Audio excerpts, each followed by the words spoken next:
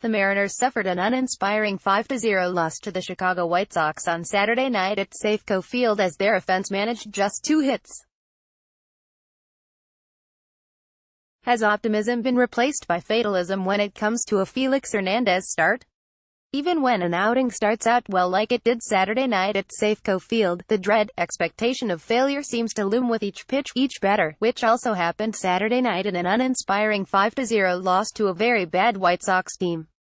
Seattle, 59-40, also lost a game on its lead for the wild card race when the A's notched a walk-off win over the Giants. Hernandez, 8-8, was brilliant for the first 3 innings, then gave up 4 runs in an interminable 4th inning and lasted only 5 innings in his start. Meanwhile, his teammates did little to help him out at the plate, or on the bases. Seattle's offensive woes for the month of July weren't solved with some time off for the All-Star break.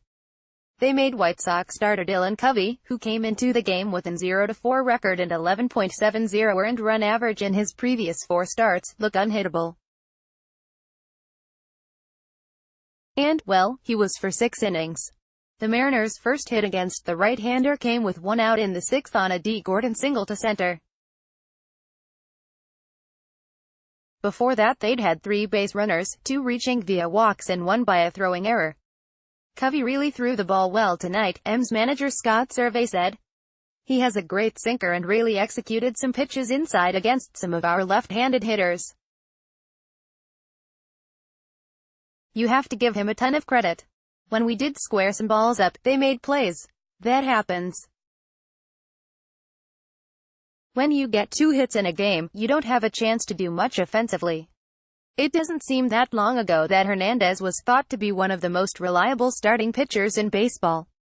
He was a top-of-the-rotation horse who gave you a chance to win in nearly every one of his 30 starts in a season.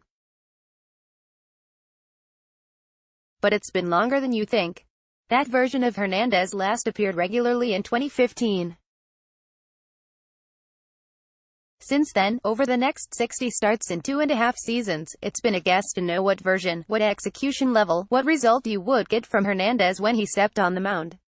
For the first 3 innings, Hernandez offered up a nostalgic reminder of his better days.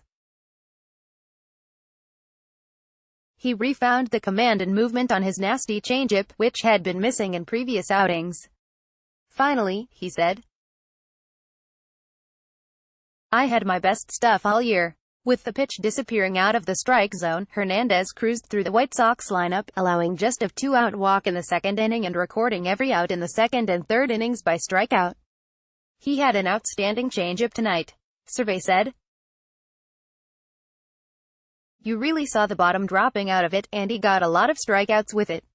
Could his brief 10-day disabled list stint for a sore lower back be the key to starting a strong second-half run for the former ace of the staff? Well, that 4th inning sapped some of that hope. It came down to 1 inning, Survey said. Facing the White Sox for the 2nd time through the order, he ran into some trouble. He gave up a single to Yolmer Sanchez and hit Jose Abreu with a wayward curveball. Gordon robbed Daniel Palk of a single with a nice diving snag. But that good fortune didn't save Hernandez.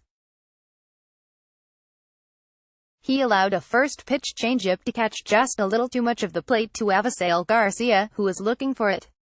Garcia muscled the ball over the wall in center field for a 3-run homer. He hit a pretty good pitch, Hernandez said. It was a changeup down. Was he looking for it?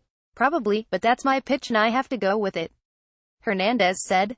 Hernandez then gave up a double to Omar Narvaez and a hard single to Leury Garcia to allow another run to score. From striking out 6 in 2 innings to allowing 4 runs in an inning, the fortunes of Hernandez changed that quickly.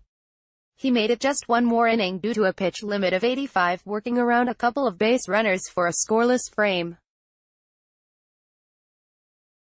But the damage was done.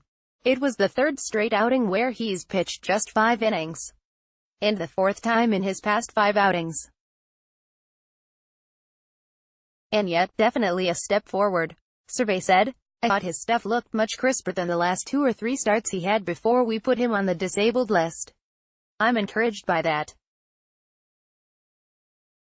It just got away from him in that one inning. On this night and for much of the last 20 games, that sort of deficit has seemed insurmountable. It didn't help that Gene Segura was thrown out trying to steal third base in the fifth inning with Nelson Cruz at the plate and the Mariners down 4-0. Not a good decision, obviously. Survey said. It's something that we haven't seen Gene do all year. Certainly not what you want to do with Nelson Cruz at the plate. It's something we've talked about, letting our RBI guys hit. When you are down in the ballgame like that, you are taking a big gamble. You have to be 100% sure that you are going to be safe. And that did take a little wind out of our sails. We had a couple of guys on and you are trying to get back in the ballgame.